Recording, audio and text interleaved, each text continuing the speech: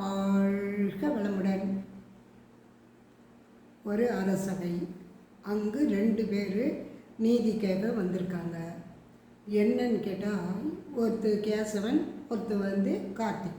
2 பேரும் இணைபெரிய நண்பர்கள்.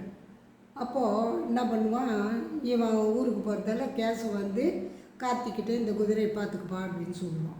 சரின்னுட்டு இருப்பாங்க. போயிட்டு வந்த உடனே அவன் வெளியூர் போயிட்டு வரான்ல, வந்த உடனே குதிரை கொடுப்பான்னு, யார் சொன்னது இது என்னோடது அப்படின்னும். இல்லைப்பா நான் தானே உங்கள்கிட்ட கொடுத்தேனே. இல்லை இது என்னோடது தான். இது 2 பேரும் சண்டை நம்ம அரசர்கிட்ட போய் நீதி கேட்கலாம் அப்படின்னு சொல்லிட்டு அரசர்கிட்ட வராங்க. வந்த உடனே அரசர்கிட்ட சொல்கிறாங்க, 2 பேரும் கேசவன் என்னோடதுன்றான், இவனும் கார்த்திகையும் என்னோடதுன்றான். சரியா, ஒரு நாள் டைம் கொடுங்க, 2 பேர் போங்க, இங்கே தங்குங்க, நாளைக்கு காலைல மந்திரி வந்தோடனே தீர்ப்பு சொல்லுவார் அப்படின்னு. சரின்னுவாங்க. மறுநாள் மந்திரி வந்துடுறார். வந்த உடனே மந்திரி இது மாதிரி அவங்க 2 பேரும் ஒரே என்னோடதுன்றாங்க குதிரை, இதுக்கு என்ன தீர்வு சொல்ல முடியும், குதிரையை பாதியாகவும் பிரிக்க முடியாதுல்ல அப்படின்னும். சரி நான் சொல்கிறத கேளுங்க அரசியல் என்னன்னு.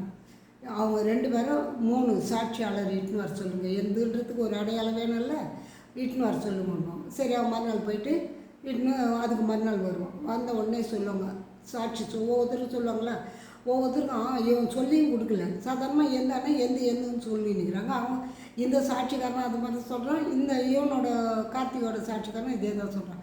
இது மந்திரிக்கு இது அரசருக்கே தெரியுது, இது பொய் தான் அப்படின்னு. அப்போ ஒன்று செய்யுங்க, நீங்கள் வீட்டுக்கு போங்க, நான் ஒரு முடிவெடுத்து உங்களுக்கு ஓலை அனுப்புகிறேன், அப்புறம் அதை பார்த்துட்டு வாங்கணும்.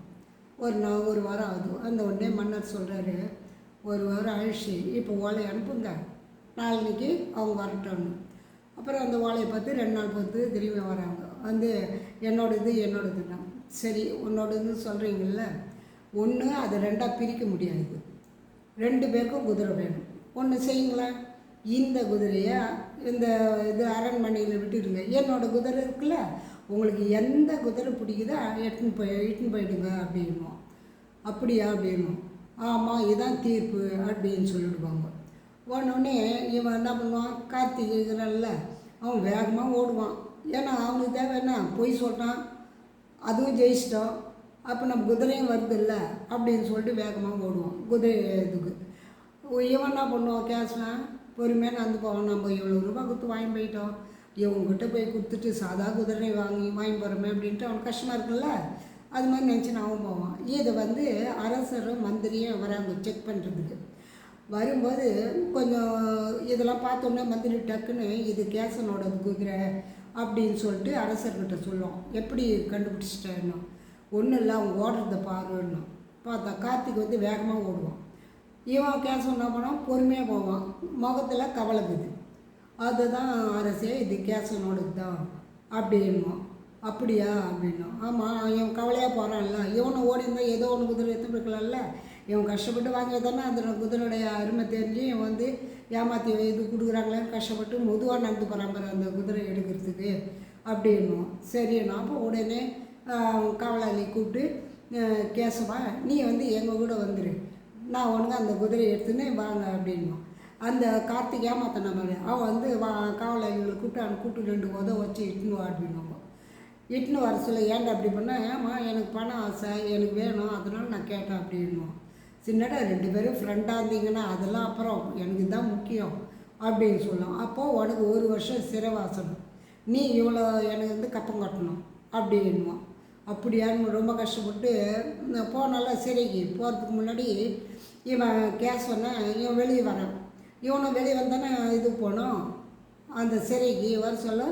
அப்போ பார்த்து சொல்லுவான், என்னை மன்னிச்சிட்டு கேசுவா, நான் ஒரு ஆசையால் இதை பண்ணிட்டேன், என் ஃப்ரெண்ட்ஷிப்பே எனக்கு வெறுத்து, எனக்கு பணம் தான் முக்கியம், இந்த குதிரை தான் முக்கியன்றதால தப்பு பண்ணி கூட எனக்கு இது ஒன்று முடியல, என்னால் அடக்க முடியல, பண ஆசை வந்துடுச்சு, அதனால தான் என்னோடதுன்னு சொன்னேன், என்னை மன்னிச்சிடுப்பா, என் ஃப்ரெண்ட்ஷிப்பை இனி நம்ம அன்பாகவே இருக்கலாம்னு.